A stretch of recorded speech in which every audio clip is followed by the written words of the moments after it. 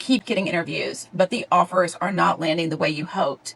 You feel like you're qualified. You know you can do the job. Yet during the interview, your answers feel flat or generic, and you walk out thinking, I should have told him that story, or why did I freeze? Maybe you walk in with confidence, and then the questions start, and suddenly you're thinking, what did they want me to say? What story should I use? Did I forget something important? Or you leave the interview replaying everything you wish you had said. You're not alone.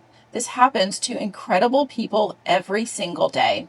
And I help people fix that. My name is Bridget, and I have coached thousands of professionals through the tough interviews. Over the years, I've created what I like to call the narrative alignment technique. It changes the way you show up in that room.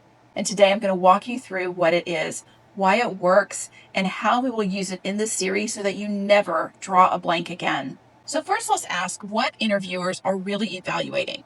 So we're going to be able to take that pressure down for a second. When you're interviewing, they are not looking for perfection. They're not waiting to catch you messing up on the interview process. They are hoping that you will prove that you can help solve the problems they're actually hiring for. Your resume already made them believe this person might be the right fit, but now they want evidence. Have you made work better before? What changed because you were involved?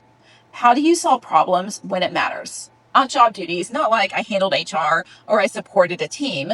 They want stories like, I reduced onboarding times by 37% by redesigning the training workflow and fixing drop-offs in week 1. Because stories are going to equal your confidence and show who you really are in action. How did you collaborate? How did you lead that project? What were the impacts? How did you adapt? How did you think? And this is the heartbeat of the behavioral interview.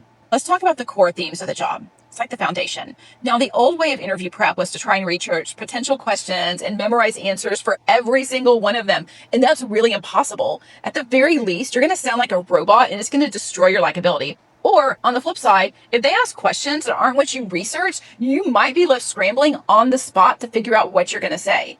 Instead, we're going to flip that entire process. We're not going to start out researching thousands of questions. We're going to start by looking at that job description and seeing what that job truly needs and what they're hiring for. I'm going to call these the core themes. These are business priorities and outcomes that the role is responsible for. The big, meaningful things that a company is hiring you to deliver.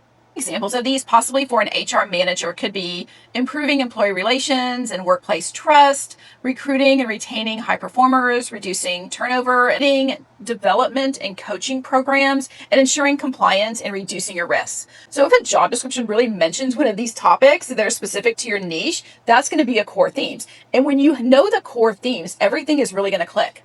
Because now that we have your core themes, we're actually going to build a story blank. Not random memories, not job descriptions disguised as stories, not I supported, not I helped. We're going to build stories that showcase your expertise, show meaningful results, and show how you work with people. Basically demonstrate why hiring you makes sense. The goal is to create 8 to 10 strong achievement stories that are going to align with our core themes of the roles we want.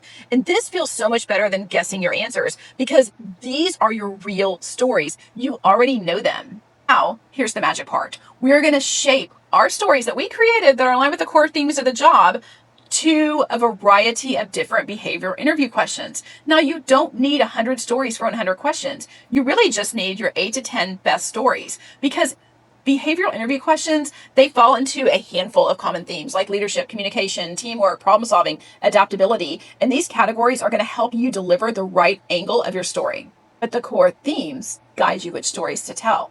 And you're going to stay in control because you always know what you're trying to prove. I can do this job.